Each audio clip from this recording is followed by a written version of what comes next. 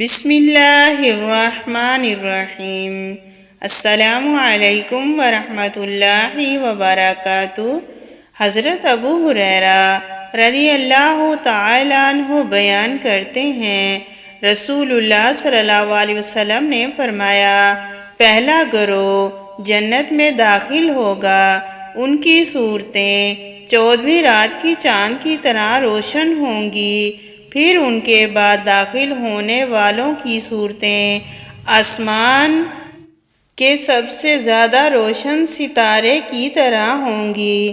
محبت و اتفاق کے لحاظ سے ان کے دل فرد واحد کے دل کی طرح ہوں گے، ان میں باہمی اختلاف ہوگا، نہ کوئی باہمی بغض ہوگا۔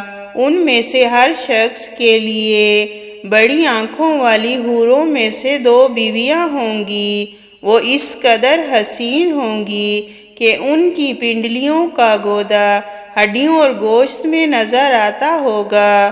وہ صبح و شام اللہ کی تسبیح بیان کرتے ہوں گے، وہ بیمار ہوں گے، نہ پیشاب کریں گے، انہیں پخانے کی حاجت ہوگی، نہ انہیں تھوک آئے گی اور نہ ہی ناک سے علائش نکلے گی۔ ان کے برتن سونے اور چاندی کی ہوں گے، ان کی کنگھیاں سونے کی ہوں گی، ان کی انگیٹھیوں کا ایندھن خوشبودار عود ہوگا، ان کا پسینہ کستوری کی طرح ہوگا۔ وہ تخلیق کے لحاظ سے برابر ہوں گے جیسے فرد واحد ہوں، اور وہ اپنے والد آدم علیہ السلام کے قد و قدامت پر 60 ہاتھ اونچے ہوں گے۔